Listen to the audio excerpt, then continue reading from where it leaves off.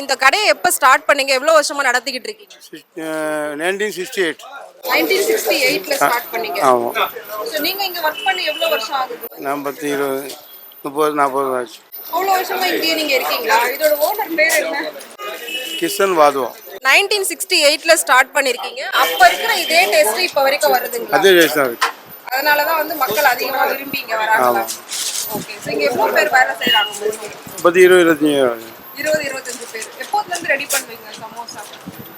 காலை 8 மணி, நைட்டில் 10 மணி, 9, 6 மணி வரைக்கும். எவ்வளோ வெரைட்டி சமோசாஸ் வச்சிருக்கீங்க? இப்போ எனக்கு காமிச்சது நிறைய காட்டுனீங்க. 15 வெரைட்டி. 15 வெரைட்டி. சமோசா தவிர வேற என்ன ஸ்பெஷல்?